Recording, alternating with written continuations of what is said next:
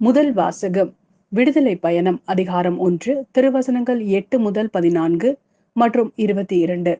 இவ்வாறிருக்க யோசேப்பை முன்பின் அறிந்திராத புதிய மன்னன் ஒருவன் எகிப்தில் தோன்றினான்.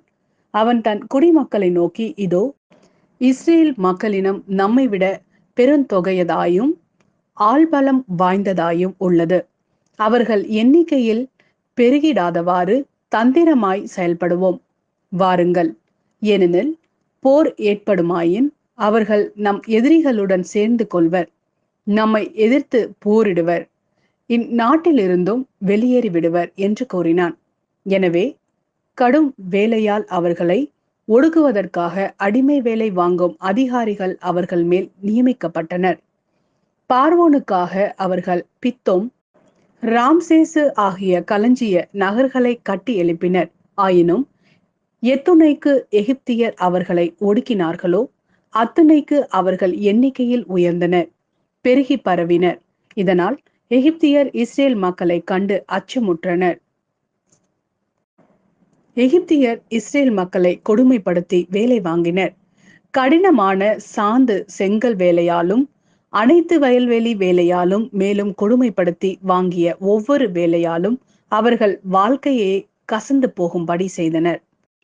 பின்னர் பார்வோன் தன் குடிமக்கள் அனைவருக்கும் ஆணை விடுத்து, பிறக்கும் எபிரேய ஆண்மகவு அனைத்தையும் நைல் நதியில் எரிந்து விடுங்கள், பெண் மகவையோ வாழ விடுங்கள் என்று அறிவித்தான்.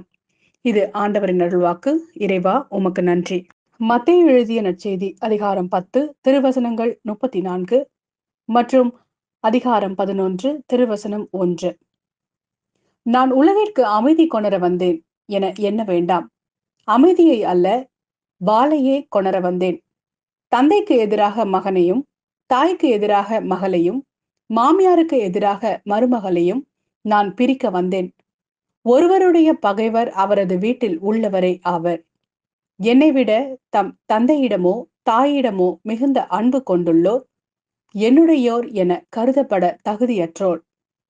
என்னை விட தம் மகனிடமோ மகளிடமோ மிகுதியாய் அன்பு கொண்டுள்ளோரும் என்னுடையோர் என கருதப்பட தகுதியற்றோர். தம் சிலுவையை சுமக்காமல் என்னை பின்பற்றி வருவோர் என்னுடையோர் என கருதப்பட தகுதியற்றோர். தம் உயிரை காக்க விரும்புவோர் அதை இழந்து விடுவர். என் பொருட்டு தம் உயிரை இழப்போரோ அதை காத்து கொள்வர். உங்களை ஏற்றுக்கொள்பவர் என்னை ஏற்றுக்கொள்கிறார், என்னை ஏற்றுக்கொள்பவரோ என்னை அனுப்பியவரையே ஏற்றுக்கொள்கிறார். இறைவாக்கினர் ஒருவரை அவர் இறைவாக்கினர் என்பதால் ஏற்றுக்கொள்பவர் இறைவாக்கினருக்குரிய கைமாறு பெறுவர். நேர்மையாளர் ஒருவரை அவர் நேர்மையாளர் என்பதால் ஏற்றுக்கொள்பவர் நேர்மையாளருக்குரிய கைமாறு பெறுவர். இச்சிறியோருள் ஒருவருக்கு அவர் என் சீடர் என்பதால் ஒரு கிண்ணம் குளிர்ந்த நீராவது கொடுப்பவரும் தம் கைமாறு பெறாமல் போகார் என உறுதியாக உங்களுக்கு சொல்கிறேன். இயேசு தம் 12 சீடருக்கும் அறிவுரை கொடுத்து முடித்ததும் பக்கத்து ஊர்களில் கற்பிக்கவும் நற்செய்தியை அறிவிக்கவும் அவ்விடம் விட்டு அகன்றார்.